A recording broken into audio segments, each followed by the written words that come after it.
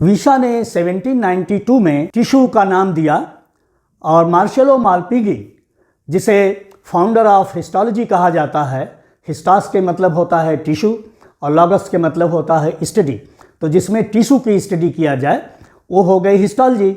और हिस्टोलॉजी के जो फादर हैं वो भी विशा हैं। हिस्टोलॉजी क्या है?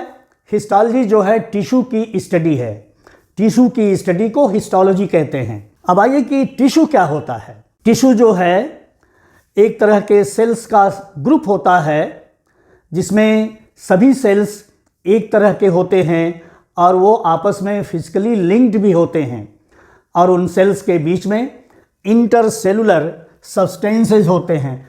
बच्चों, इंटरसेलुलर का मतलब दो सेल के बीच में, तो इंटरसेलुलर कहेंगे। और वो जो सेल्स के ग्रुप होते हैं वो एक पर्टिकुलर फंक्शन करते हैं या फंक्शंस करते हैं, एक कार्य करेंगे या वो कई कार्य, अनेक कार्य करते हैं। टिश्यू एक मिक्सचर ऑफ सेल टाइप हो सकता है। टिश्यू में एक ही तरह के सेल ना होकर कई तरह के सेल का एक मिक्सचर बनेगा और इसको भी टिश्यू कहेंगे। तो दो बातें आ गई।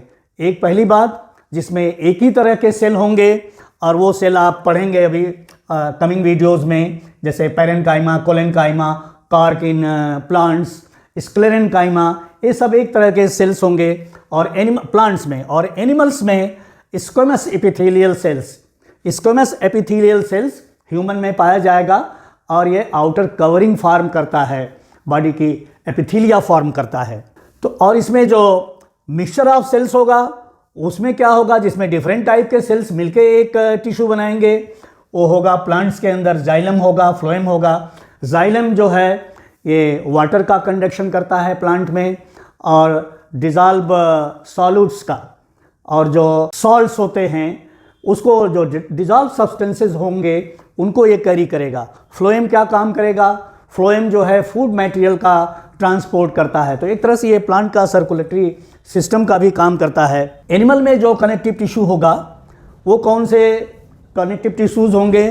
वो होगा ब्लड होगा, लिम्फ है, कार्टिलेज है, बोन है, एडिपोज टिश्यू है। ये जो कनेक्टिव टिश्यू ह्यूमन के हैं, एनिमल्स के हैं, इसमें जो है जो सेल्स होंगे, कनेक्टिव टिश्यू की एक विशेषता होगी कि सेल्स इसमें बहुत दूर दूर होंगे और एक्स्ट्रा सेलुलर मैट्रिक्स जो होगा वो बहुत अधिक मात्रा में होगा।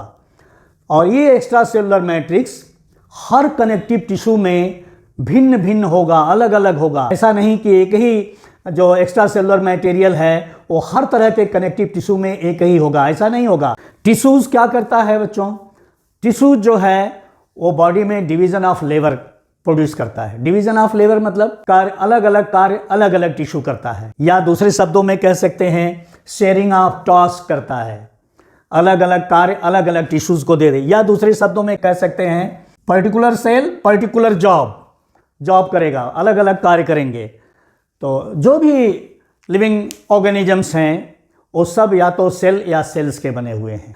और जैसे आप प्रोटोजुअन्स को ले लीजिए, पैरामीशियम है, यूग्लिना है, ये सब एक सिंगल सेल की बॉडी है और इस सिंगल सेल को ही अपने लाइफ प्रोसेसेस, जितने भी लाइफ प्रोसेसेस हैं, सब एक ही सेल को करना पड़ता है, परफॉर्म करना पड़ता है। तो क्या करेगा? ये लोकोमोशन भी करेगा, ये एक्सक्रीशन भी करेगा, ये आस्मा रेगुलेशन भी करेगा, ये रिप्रोडक्शन भी करेगा, ये न्यूट्रिशन भी करेगा, रेस्पिरेशन भी करेगा। सारे लाइफ प्रोसेसेस एक ही सेल को करना पड़ता है। जब टिश्यू सिस्टम डेवलप हो जाता है, जब बॉडी थोड़ा सा और कॉम्प्लेक्स और ऑर्गेनाइज्ड हो जाती है, सेल्स का समूह बन जाता है, तो ऐसे में डिफरेंट जो सेल के समूह हैं वो डिफरेंट टास्क करते हैं, डिफरेंट जॉब करते हैं। वो एक ग्रुप जो है वो एक कार्य करेगा।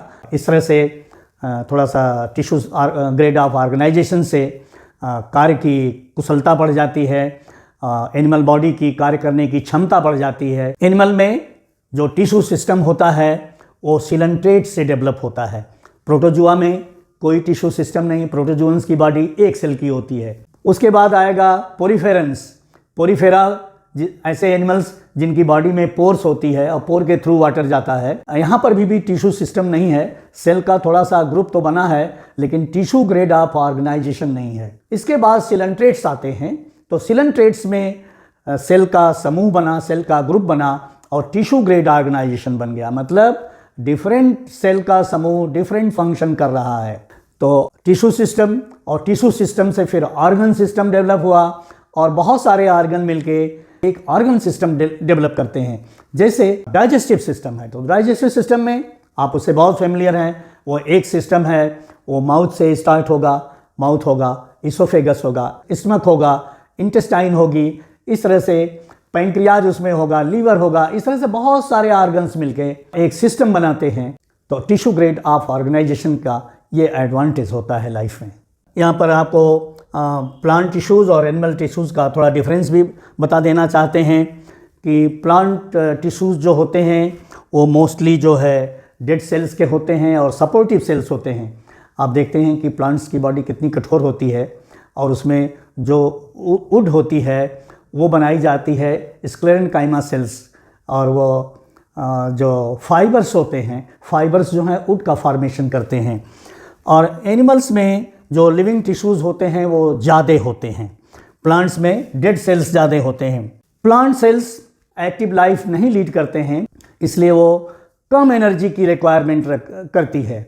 और एनिमल बॉडी, एनिमल टिश्यूज़ जो होते हैं, एनिमल्स ज़्यादा एक्टिव होते हैं, इसलिए इनके अंदर, इन टिश्यूज़ में एनर्जी की रिक्वायरमेंट अधिक होती है। इसमें जो है प्लांट टिश्यूज़ में differentiation of meristematic and permanent tissues होते हैं। आप जानते हैं कि मेरिस्टेमेटिक टिश्यूज़ जो होते हैं एक तरह से स्टेम सेल की तरह से बिहेव करते हैं। एक मेरिस्टेमेटिक टिश्यू डिवाइड करेगा दो में, तो एक का तो डिफ्रेंशिएशन हो जाएगा और जो दूसरा है वो मेरिस्टेमेटिक टिश्यू की तरह रह जाएगा, वो फिर डिवाइड करेगा। तो कभी न चूकने वाला ये सेल होता है प्लांट बॉडी में, जैसे ह्यूमन बॉडी में स्टेम सेल्स होते हैं। एनिमल्स में ये मेरिस्टेमेटिक टिश्यूज़ एब्सेंट होते हैं। एनिमल्स में जब एडल्ट हो जाता है तो परमानेंट टिश्यूज़ बन जाते हैं। इसमें प्लांट बॉडी में ग्रोथ जो है कंटिन्यू करती है all along the life due to meristematic tissues, और एनिमल्स में ग्रोथ जो है सीज कर जाती है। एडल्ट होने पर ग्रोथ जो है सीज कर जाती है, लेकिन रिप्रोडक्टिव ग्रोथ इसमें प्रेजेंट होती है एनिमल्स में। जो टेस्टिस होती है उसमें जो सेमिनिफेरस ट्यूब्यूल होते हैं, जो किडनी की यूनिट है, उसमें एक जर्मिनल एपिथेलियम लेयर होती है। वो सेल स्टेम सेल की तरह से बिहेव करते हैं, स्पर्मेटोजुआ फॉर्म होते रहते हैं, और जो इनर मोस्ट जर्मिनल एपिथेलियम की होती है वो कंटिन्यूअली डिवाइड होती रहती है। एक से दो सेल में एक सेल तो स्पर्म फॉर्मेशन करने लगता है, दूसरा सेल स्टेम सेल की तरह से बिहेव करता है। प्लांट बॉडी का जो ऑर्गेनाइजेशन होता है वो सिंपल है, उसमें बहुत कोई ऐसा ऑर्गन और ऑर्गन सिस्टम नहीं, बहुत सिंपल सा सिस्टम है रूट, स्टेम और लीफ का। और एनिमल बॉडी का जो ऑर्गेनाइजेशन है वो बहुत कॉम्प्लेक्स होता है। एनिमल बॉडी में आप देखिए ऑर्गन है, ऑर्गन सिस्टम है, तो ऑर्गेनाइजेशन जो है कॉम्प्लेक्स है इस तरह से।